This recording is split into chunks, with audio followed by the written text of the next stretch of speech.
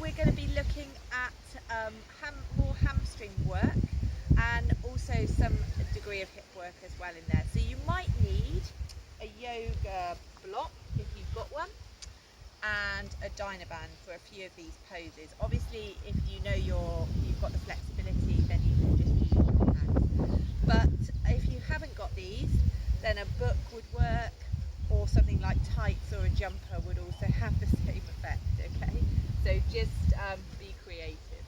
Right, I'll keep it quick with me. So we're going to start with a high lunge.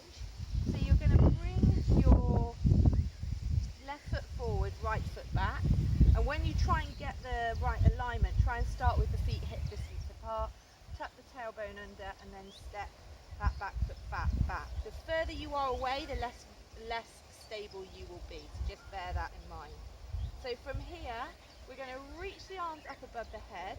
So this is really good for upper body strength because we've got a bit of static strength and torso work here. So obviously when you run, as we were looking at running to start with, it's really important. Posture is really, really important. So actually work on stabilisation for the upper torso is something we need to look at obviously in the next video, but this will help. So push the back foot back, drop the back knee, okay, make sure the front knee is in line with the ankle, and then from here you're going to push back into the back heel, trying to get it as far down towards the ground as you can, but leaving a slight bend in that right knee. You're going to tuck the tailbone under and lengthen the waist up away from the hips, relaxing through the shoulders. Head looks forward. So this in yoga is the warrior 4. And then we're going to do a twist on this. So we're going to then take it around. So you can hold the first one 15 to 30 seconds. And then you're going to rotate towards that bent knee. Okay, so all the time we're working on a leg strengthener. Now you can be more dynamic with this. You can lift up through the back heel, drop and raise, but try and keep the hands in line with the shoulders. So you're still working on a lot more static strength work here. You could do 10 of these and then you could try and stretch again and see if you can go a little bit further. Then you're going to bring the arms back in front, then take the left hand back towards the right leg, inhale, lift up. And rather than lifting through the lumbar, you're going to tuck the tailbone over and lengthen through the upper back. So stretching through your right psoas muscle here. Okay. Then we're going to bring the left arm up. So we're going to take the right hand back and we're going to do the same again. Once again, don't dip into the lumbar. It's a really flexible area here. You want to tuck the tailbone under and you want to try and lead with the upper back opening out through the chest. Okay, and then from here you can step, take the hands either side of the front foot, step yourself back into plank, drop down knees, neck, chest and chin, or chaturanga if you know chaturanga. Keep the elbows in, rolling forward into up dog or baby cobra here, and then push the bottom back towards the heels into your down dog. So bend the back of the knees, lengthening through the spine, inhaling and exhaling here. So take 5 nice breaths here, and then you can step forward with the opposite leg and start on the opposite side. I'm going to come up to stand. When you're done, inhale, reach the arms up. Exhale, take the hands down by your side. Okay, this one. Next one, Parsvottanasana. So this is straightening through the front leg. So once again, feet are hip distance apart, and I'll do it on my front leg. So step the right foot back, but only about a metre this time. Bring the hands back behind you. You can interlock them, elbow to elbow, or if you're a true yogi, then obviously you can bring your hands into prayer position here. Okay, palms together. I'll have to do mine this way, sorry. And then from there, inhale, lengthen, look up and look forward. Slight bend in the front knee, and you're going to lift up through the waist and hinge at the hips as you start to fold yourself down towards that front leg. So you're going to make sure that as you inhale, you lift, exhale, you release. And obviously, if you know that this is really tight for you, then bring the hands either side of that front foot, but work on lifting through the hips, lengthening forward, keep that bend in that front knee,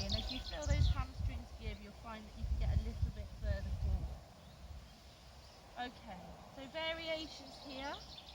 You can bring your hand either on the inside if you're starting. If you're more experienced, take your hand across that left foot, and then you're going to open out through the left arm. Try and keep in the arm in line with the shoulder. You can place your left hand onto the shoulder and then lengthen the hand up, and then rotate here to open out. Get a little bit of a back rotation as well as a thoracic chest opening.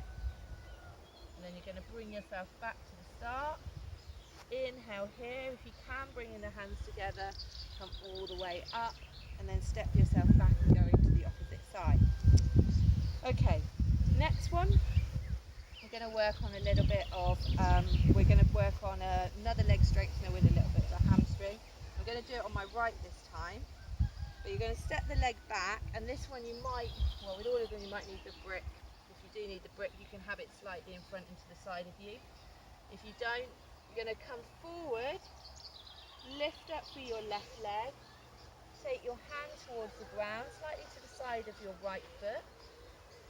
You're going to lift up through the left hip, left hand comes onto your shoulder, and then you're going to lengthen up through the left arm into your Ardha Chandrasana or your half moon. Obviously use the brick if you need it.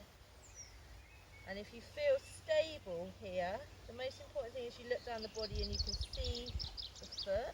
Okay, so think of a little banana shape. And then if you're really stable here, you can start to balance, lifting up through the supporting leg. Okay, and then bring yourself back to start.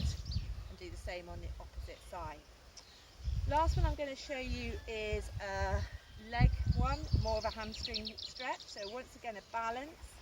I'll do this one on my left leg.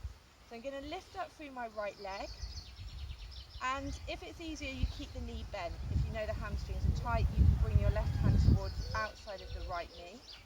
Okay, and then you're going to open out through your right arm and look towards the right hand side. If you feel more stable, you're going to take your left hand across to the outside of the right foot, keep the toes flexed and then push the right foot away, lift up through the front of the body, dropping the right hip and then opening out through the right arm. Okay, all the time pushing away with the heel of the foot, a small bend in the right knee, but this is a really good leg strengthener obviously for the left leg. And then you're going to bring that leg in, and if you want to go into a hip opener here, you can bring it into a tree. Obviously bring your leg higher up. Apologies because of my knee. And then we're going to reach up through the arms, just do a little hip opener here, and then release it down. And obviously you'd repeat the same exercises on the opposite side. So a lot of leg strengthening, a little bit of work for the hips in there, some hamstring works as well. So hopefully these exercises will help and you can build them into your flexibility and mobility program.